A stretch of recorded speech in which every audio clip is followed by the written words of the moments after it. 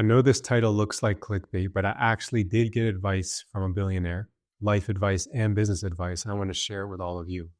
And no, it's actually not that crazy. It's super simple, but it's profound and it's especially powerful to hear this at a young age. And so I'm so grateful to receive this. So I want to share it with all of you guys. So, first of all, the story of our meeting goes back to after I published my first book. So, my first book is called The Mirroring Manifesto. And I wrote this at 21 and published right before my 22nd birthday. And I felt very proud of myself after creating that. You know, I sat down and wrote it in 19 days and I learned how to self-publish and get it out there in exactly 2 months after I sat down to write it. And I was really proud of the end product. So much so, you know, I believe in myself a lot. I was arrogant, like I'm a genius. And I want to meet with other, you know, I feel like I should get an interview right now, you know? And so I was kind of imagining meeting with someone. And around that time, a mutual, I'm not going to mention who, said, oh, actually, I know this person and they're starting a publishing company. And I told them about your first book, that you published a book at 21, and they were super impressed and they wanted to meet with you. So I was like, yeah, I'd love to schedule a meeting. We got our contacts. I messaged him over email and we agreed to meet at this very fancy hotel in San Diego, right? So I came to meet him. All I knew was that he was the owner of the company, and I'm not going to mention which one, like a software company. And he was a Frenchman, and so I went to come meet him, and it was this super fancy hotel. I'm not going to say which one, and I'm not going to share his name. I want to keep these like confidential, you know, because he might even watch this. Who knows? And so we meet at this super fancy hotel, like beautiful, elegant, you know, like Spanish kind of style, overlooking the Pacific. And I remember waiting in the lobby for him. And then he came out to see me. And right away I went to try to speak a little bit of French, you know, like, oh, bonjour, like ça va, da da da. And he was speaking to me in French. He was disappointed that my French wasn't like on Parisian standard or like really good. So we switched to English, we started chatting, and we just had a really solid conversation. And yeah, well, first of all, he congratulated me for the book and all of this and writing it and introduced me to his work. He what was interesting about him was like, he's this kind of guy where he was super soft spoken, you know, like you to like lean in to kind of hear what he was saying. And he'd say like, you know, speak really gently and was a very humble kind of guy. You would have never known, you know, about any of his prestige or anything like that. And we had a really interesting conversation, mostly getting to know each other and talking about kind of the crazy state of the world. We could share a lot of our shared insights on the crazy way things were, especially the social stiffness in the United States compared to other places and all of this. And to keep that one short, essentially we were agreeing with our issues on the educational system. And the main advice that he told me was just to drop out of college. He was like, get out of college, man. Like, you don't need it. It's a waste of time. All of the greatest and most successful, you're an entrepreneur, right? You started your own business. I told him about my businesses I started. He said, yeah, I started my businesses like in my late 20s. And all the most successful entrepreneurs, they dropped out. Why don't you just drop out? And definitely don't go to grad school. That's the stupidest decision you could possibly make. Don't go to grad school. Unless you're like studying a hard science, but like you don't need that. And if I were you, if I was young again and I could start, I would just be building a following online on like social media. That's what I do. So that was kind of advice that he left me with. And I gave him a prelude to my second book and what I was writing about. And he said, okay, let's meet again when it's done. I said, I promise I'll get it done by next August, I think I said. So I gave myself a year to write my second book. I barely even got started on it. So that lit the fire under my ass for the next year and I have to get it done. And in my head, I was thinking I'm going to meet with him again and I have to do all these things to kind of meet his standard. You know, like now that I met someone of that caliber, I thought like, okay, I really got to step my things up on my side and really produce an even better book. So long story short, I did end up writing my second book. I'll show it to you right now. It's called The 3 Human Energies. So this is my magnum opus. I am so proud of this work. I gave everything to write this. And it took me over a year and a half. It was 800 pages that I turned into a 400-page manuscript that I then edited down to 312. And I'm really proud of that work. It's not for everyone. It's like a textbook, you know?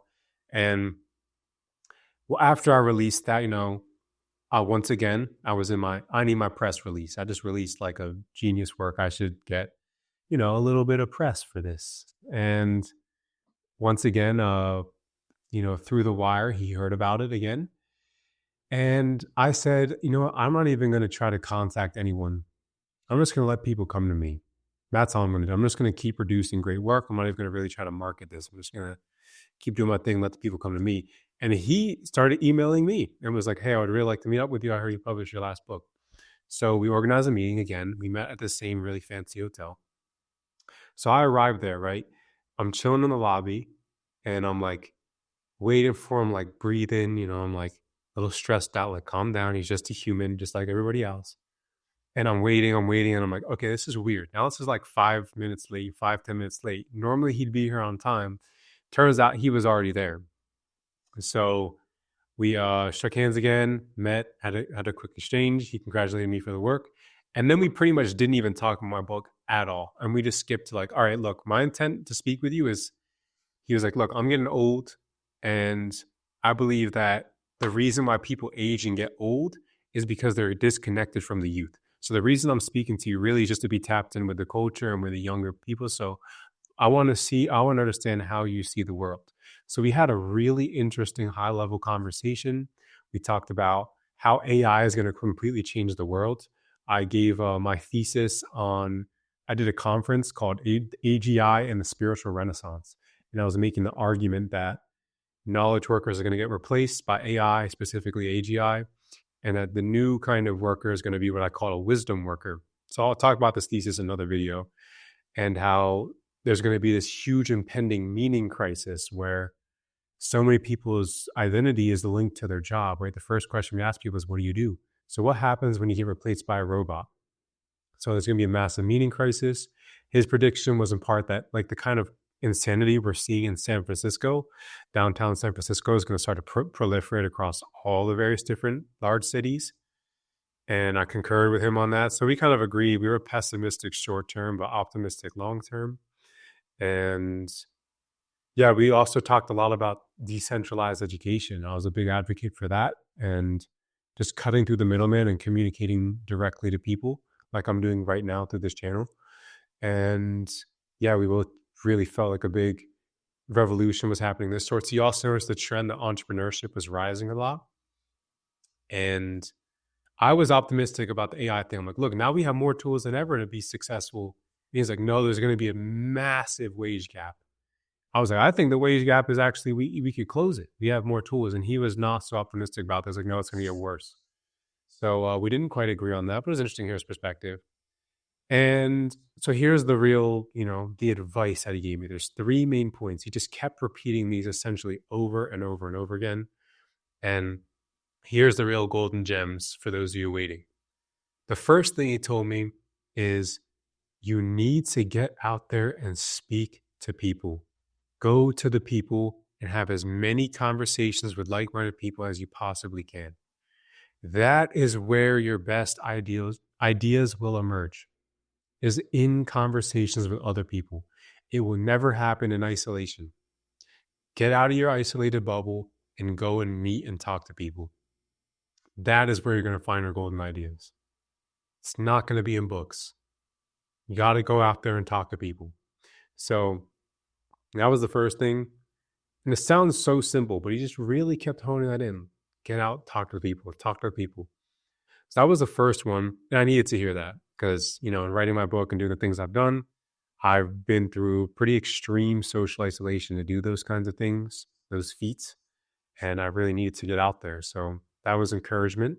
The other huge thing that he essentially was telling me was school is a waste of time. Stop schooling. Stop going to school. You're wasting your time.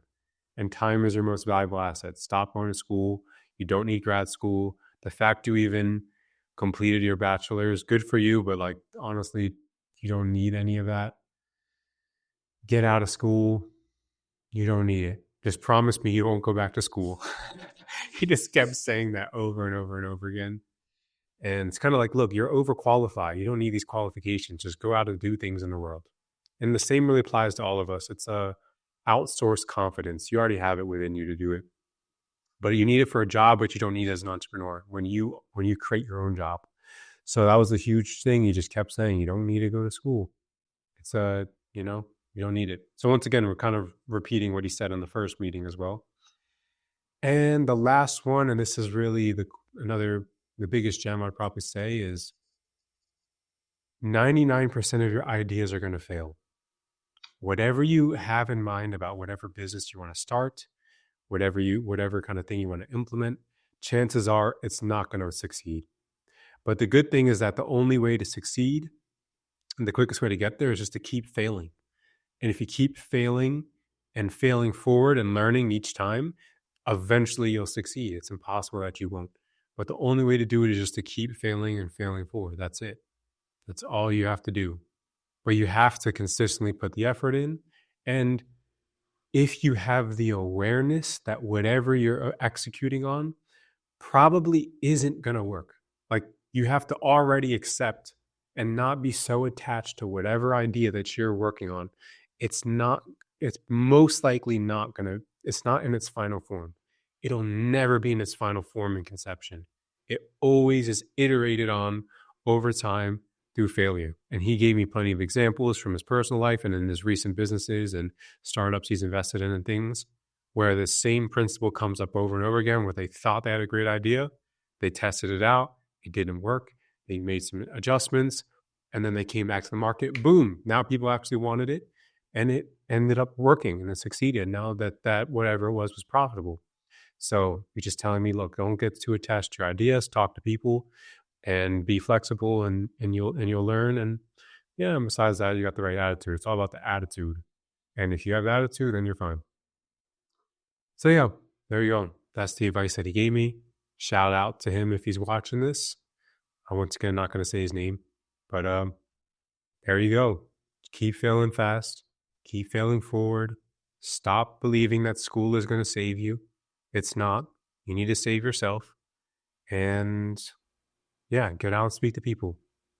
There you go. That's the advice from a billionaire. Shared to you live and direct from your boy. So with that being said, if you like this kind of content, consider checking out my newsletter. Also got a solopreneur reading list. So a lot of you may enjoy that. And some interesting courses and whatnot on the way. So yep, with that being said, until next time. Peace.